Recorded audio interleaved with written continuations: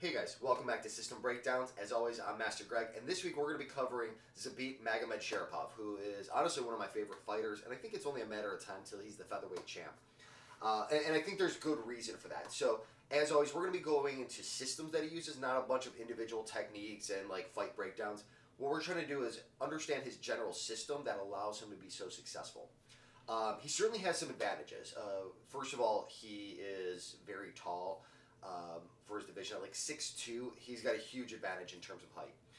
But he also has some other advantages. One, he's one of those guys who's like obsessed with training, so his cardio is through the roof. He's also a Ricardo Almeida BJJ black belt. He's been freestyle wrestling since he was 10. He's a wushu superstar. The guy's an absolute champion. Like, he's got the full package. And if you look at his fight, he really dominates from every area of the arena. And I'll be honest, that's a huge advantage to be able to always be ahead and be better at them no matter where you go, which allows him to put the fight where he wants it to be. If the guy's really good at stand-up, he's going to take him down a bunch and he's going to dominate. If the guy's really good on the ground, he's probably still going to take him down to the ground and dominate, but he also has the option to keep it up top and keep them from taking him down. So that being said, let's get right to it. Stay tuned. Let's get started with the breakdown of Zabit Magomedsharipov. Alright guys, as always, I like to start with defense. I think that's really the key to a game. The first thing that you got to understand is one of the advantages he has, and if you look at a lot of the other really successful fighters, in my opinion, a lot of the guys that I've covered, whether it's Conor McGregor, Machida, John Jones, one of the big advantages they have is superior footwork. You know, Israel Adesanya is another really great example of that. And Zabit is no exception. One of the things that he has an advantage over is a lot of these guys that he's fighting. When you get a lot of guys who are classically trained boxing and Muay Thai and stuff like that, they're going to try to walk you down and get in the pocket, and he's not playing that game. He's playing an outside game. He wants to stay on the outside and control the range and control the pressure. And so his footwork is very dynamic, it's very active, and one of the things that you're going to see him do a lot is a lot of stance switching and a lot of cutting angles. So as he's in here and he's moving around, because he's mobile, you know, an object in motion stays in motion, but an object at rest stays at rest. So when I'm flat-footed, it's much harder to make dynamic changes. But because he's always active with his feet, it allows him to make these angle changes. And what happens is, if somebody comes in and they go to throw a punch, he can cut out to an angle very easily because he's got active footwork. The other thing that you'll see him do a lot is a lot of stance switching. He does this for a couple different reasons. One, if you talk about somebody who's doing a lot of leg kicks, if I change the game on him and now I'm suddenly changing my stance, it makes it harder to deal with. It also is a different type of threat, and a lot of these guys who are classically trained Muay Thai and boxing and stuff, they're not used to a lot of that traditional martial arts constant stance switching. And that's a real threat, and that's something that he does very well. You know, when I'm suddenly having to deal with this outside jab on this side, the threats that follow it are going to be different, and it's something that he's going to have to contend with that he might not be prepared for. And it just always makes them feel like they can never catch the guy. And more importantly than that, he uses it to establish this sense of pressure, creating and releasing pressure, which allows him to stay in control of the pace of the fight a lot. But we're going to go into that a little bit more when we talk about offensive tactics. Defensively, one of the things you're going to see him do a lot is a lot of roll-unders. He's very good at them. And more specifically what happens is that as guys start coming in with these punches, the most common attack that you're going to see in any fight, I don't care if it's MMA, boxing, or self-defense, the most common attack you're going to see is some variation of the left-right. And he knows this. So what does he do? He sits back here and he parries the jab and he counters him with a longer jab. Pop, pop, right? As soon as he throws this, he knows what their follow-up is. If I just blocked his left, what's coming next? The right, okay? This allows him to be ahead on most punching attacks because he kind of knows the pattern. So what he's going to do is he's going to come in here and he's going to drop off and throw this right hand. Or he's going to come in here and he's going to roll under and throw a hook. He uses this a lot. This jab cross, roll, roll, hook. Or jab and parry, roll under, hook. A lot of times when guys are punching, you're going to see him down here because he's evading this. And he's going to use this to set up a couple different types of counters. He can use this to come in here and he's going to throw this jab, and what he's going to do is as soon as the guy starts putting a lot of pressure, he's going to duck under and get to a back attack. he does that successfully. And what he does is he waits for them to put a lot of pressure.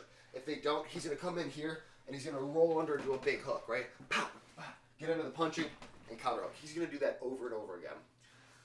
And this is a tactic that serves him really, really well. And like I said, he will use that until they get frustrated, and then he's going to come underneath, and he's either going to shoot, he's going to get a single leg, or as the guy pressures in and he starts to drop down for this cross as he goes to roll under and drop his head off the line, as this guy comes forward, he's going to come underneath and he's going to take it back.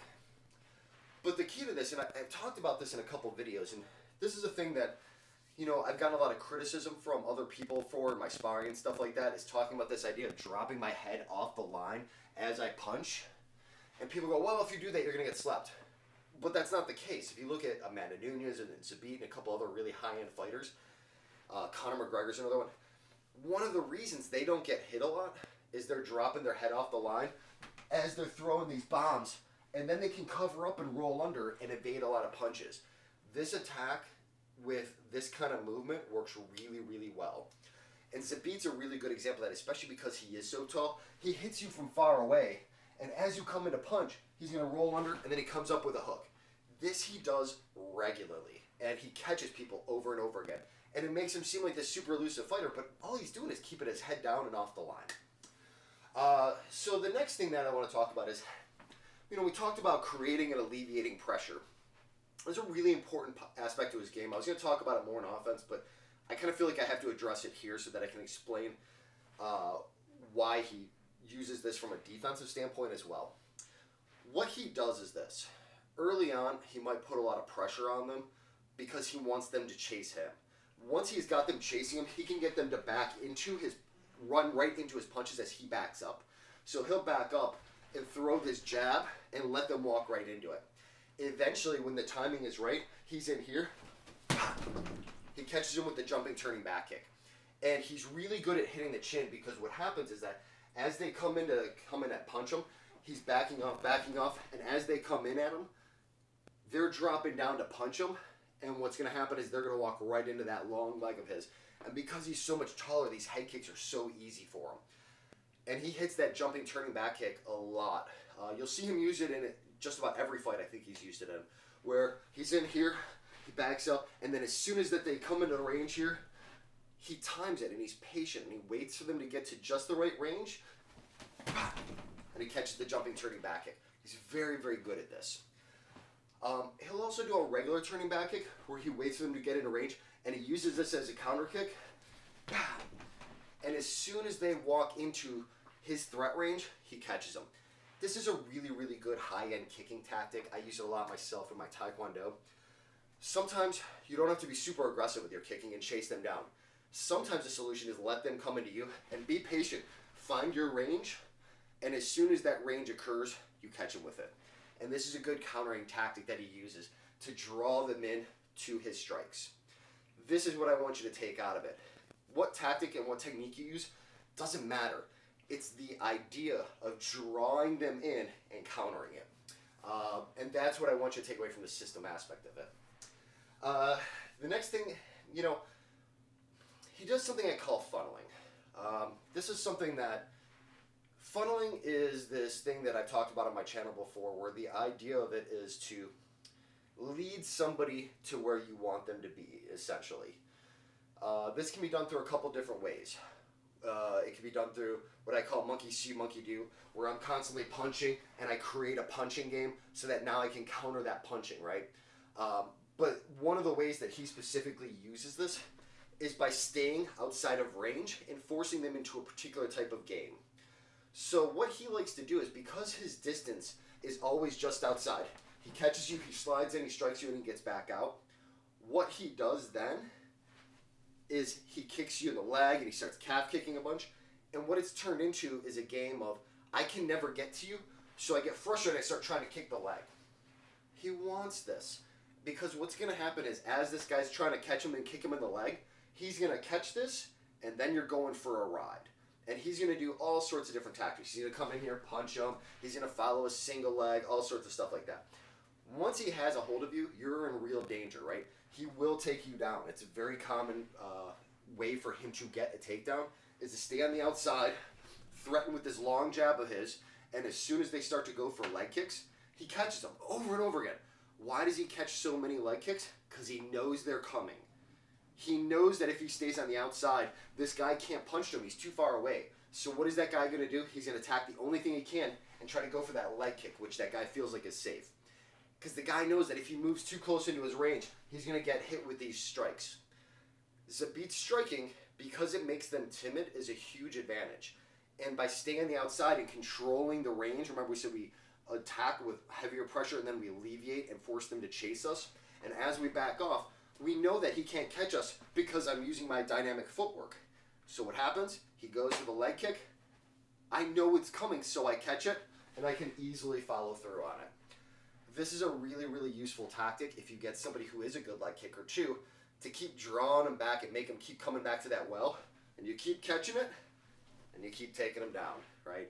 This is a really, really effective tactic. So this is really the base of his defense. The majority of it, here, parrying on the outside, rolling under with these counter punches, moving back, letting them walk into his strikes, or getting them frustrated from the outside, catching these leg kicks that he knows are coming, and then getting a big takedown or counter strike off of it. So that's the majority of his defense. So that being said, stay tuned. Let's get to offense. All right, guys. Now let's get started with some offense for Zabit. First of all, one of the things that we kind of touched on a little bit was pressure. This is a really advanced concept. It takes a long time to develop. It's something I use a lot in my game, where by setting and releasing pressure, you lead them into traps. So I'll give you an example. Early on, what you'll see Zabit do a lot is if he wants the guy to chase him, he'll come out real aggressive out the gate, right? He's going to come in, really start putting him through the paces, right? And as this guy starts getting frustrated, he's going to start chasing him back, right? Because he's already backed him up to the cage. He's throwing all these attacks. His dynamic kicking is a threat, so the guy's already a little bit timid about the fact he's getting outmatched, right? He's got this dynamic kicking. He's already in trouble. So what does he do? He starts putting the pressure back, and that's what Zabit wants. He's going to move back. He's going to change stances. He's going to cut angles. And what he's going to do? He's going to let him walk into his jab, right? He's going to constantly let him walk back into it. This is going to set him up for a lot. We talked about in defense, you know, as the guy gets frustrated, he starts throwing calf kicks here, or not calf kicks, but he starts throwing leg kicks. He's going to catch that, right? He knows it's coming because he's been playing this game. So he catches it and he counters. So he also does this in reverse.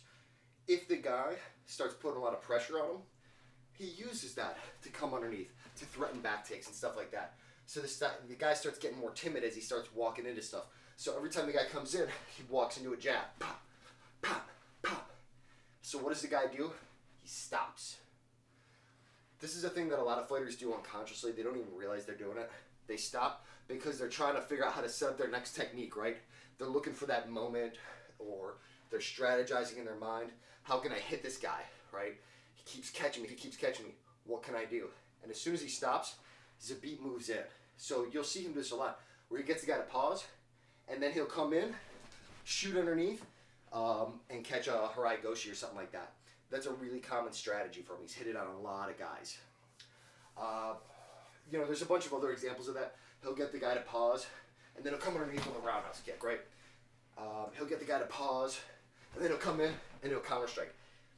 That kind of a concept where he backs off, frustrates him with the jab, and then gets him to stop is a really important concept that is worth developing in your own game. So the ability to create and alleviate pressure allows you to set the pace, and it also makes it easier to set things up because you're letting them always be a step behind. Everything's always on your terms, and that's an important concept, is to make the entire fight happen on your terms to where you're strong and they're weak. Okay? So that being said, the next thing that he likes to do is a concept that it's another one that I like to do a lot in my fighting. One of the reasons I really like Zabit is a lot of the things that I do, he does better, right? So I get to see it done on a higher level. He's very good at setting and breaking patterns. You'll see this a lot. So one of the ways I do it in my game, for example, so like I'll come in with a front leg roundhouse kick cross, roundhouse kick swinging out, right? Roundhouse kick, step through, double roundhouse. I do stuff like this where I'm constantly building off of it so that as they start getting used to dealing with this attack, now I give them something else. I might even give them the same attack twice, right? So in his case, he likes to throw everything off of a jab. This is a thing that you'll see him do a lot. He'll do a probing jab or he'll actually enter a jab on him. And what he does is he builds off of it. So he might go jab cross. Then he might throw the same thing again to establish a pattern. Then, once he's done this, jab calf kick, right? You know, bah, bah, and he starts attacking something else. Then once he's done that, now he moves in for what he really wants. He might come in, jab, roundhouse kick to the body.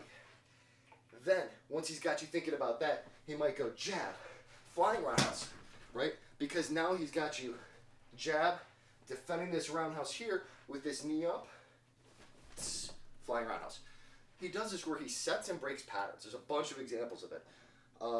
Another example of it, he might go side kick to the leg, skip side kick to the body, and then as the guy's starting to back off, turning back kick, right? This kind of leads into my next point where he's very aware of space. Space is a really important concept for him. So one of the things that he's going to want to do is get a guy, he likes to take advantage of where he's at. So if he can back the guy up to the wall, this is when he likes to do turning back kicks. Because why? What is the most common reason people don't land turning back kicks? The guy sees it and he evades out. He knows that most guys don't have his footwork where they can sidestep out. They're not as used to defending, so what does he do? He backs them up against the wall. He moves them back with these attacks. Remember, adding pressure, gets them against the wall, and catches them with a turning back kick when they cannot defend it by moving backward. Very, very good strategy of his.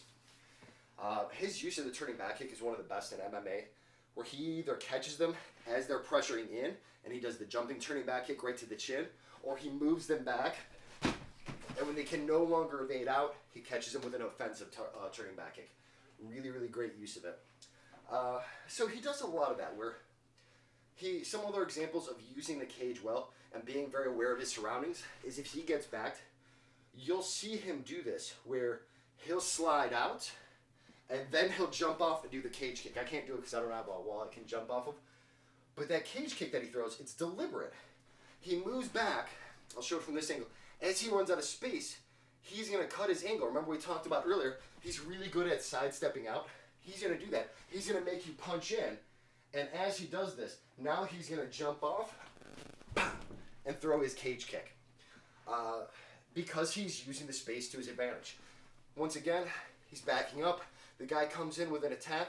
He's already ready to sidestep out of the way. He's got his head motion. He's got his footwork ready. He's going to bob, juke, and weave. And then as soon as he does that, he jumps off. Couch worked pretty well for that, actually. Okay. So these are some really good examples. Another example you'll see him do is, let's say this is the cage. You'll see him use this to push off if he gets backed up. And he pushes off of this to get more range on a side kick, where he'll post on the wall and push off. These are all really good examples of him just being very aware of his surroundings and using it to his advantage. Obviously, most people are aware of if I can back them up against the wall and start ducking under and getting it back, doing attacks off of the cage. That stuff's pretty common. But the way that he uses his striking off of it is a really nice addition, and it's something that not a lot of guys do. Let's see. Takedowns and threats of the back, which we just kind of talked about. Leading into that, that is another thing that I think is really important when you talk about striking. If I am constantly threatening takedowns and I'm constantly threatening to take a back, of course my striking is easier, right? Because people are afraid of his jiu-jitsu, as they should be, he is more free to be a striker. And I've talked about this in my Taekwondo for Jiu-Jitsu, that the better you are at striking, the easier it is to get your takedowns. The better you are at takedowns, the easier it is to do your striking. George St. Pierre was the best example of this. He was a guy who was so good at blending his shots with the reactive shots and, using his good boxing and then shooting underneath. Guys could never fully approach him. And this is what you run into with Zabit. He's so good at throwing this dynamic striking here, right, where they're constantly threatened by it. He throws, the tornado kicks, really dynamic stuff that guys are not used to dealing with.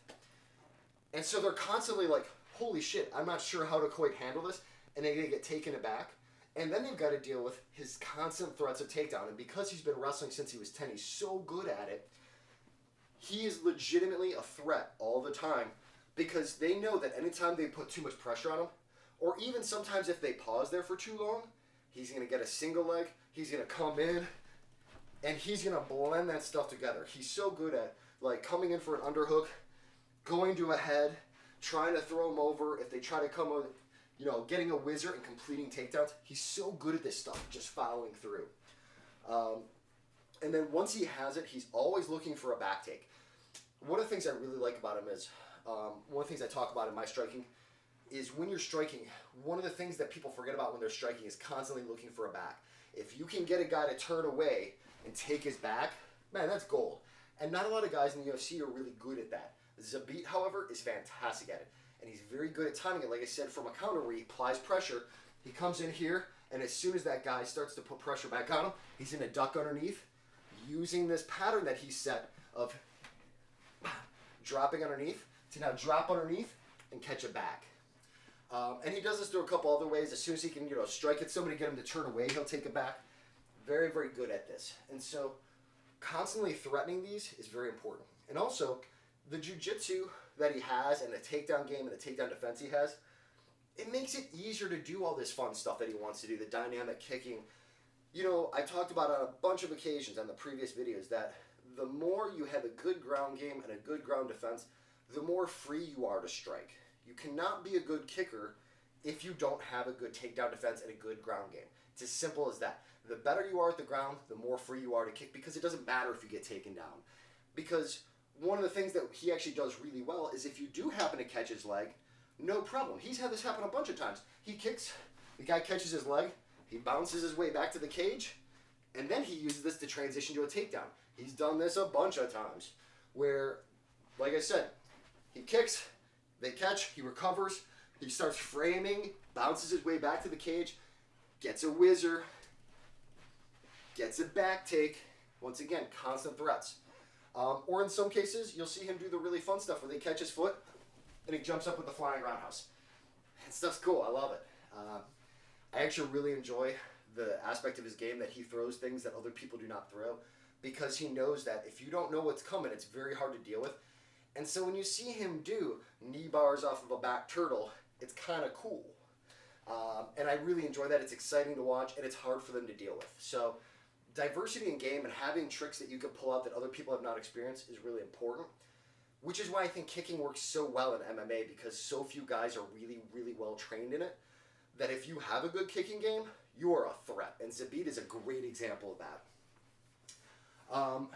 And like I said, really the keys to his game there, setting and breaking patterns, building off of the jab to set attacks, things like that, spatial awareness, pressure, constantly threatening takedowns. This is really what he builds his game off of. Everything else is tricks, right? It's all like specifics. But one thing I do want to point out is that one of the reasons he's so successful is every scenario that he runs into, he has a solution for. If a guy puts pressure on him, he knows to come underneath. If the guy starts backing up a lot, you start seeing those skip side kicks and stuff like that where he backs them up, and then when they run out of space, he does the turning back kick so that he catches them. He does the turning wheel kick because they don't have room to evade out and they're not used to dealing with this kind of diversity. If somebody catches his leg, he backs off, right? He's got solutions for everything that comes up, and that's a really important aspect of a fighter, is training scenarios. And you don't have to have a million solutions for each of these. He doesn't. He really only has one or two ways of dealing with these, but he uses them consistently. And so what is important for developing your system is to figure out what is every scenario I am likely to run into. Whether you're doing just Taekwondo sport, whether you're doing MMA, whether you're doing self-defense, what are the things I am most likely to encounter? And then having solutions for all of these things. You don't have to have 50 solutions for each one. You don't have to have two. You can have one solution for each thing. The guy pressures in, I shoot underneath. The guy starts putting pressure on me, I duck under and I take it back. Or I walk him back into a jab. He starts backing off. I skip side kick into him and I chase him down so that he runs out of room. And then once he runs out of room, I attack. He backs me up to a cage. I slide out and I do a wall kick. You know, all this type of stuff is great. The rest of this stuff, he's just got a lot of diversity. That's really all it is.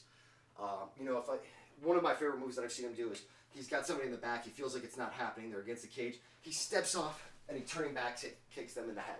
Man, it was cool. Like, you just don't see that stuff. And because you don't see it, neither have they.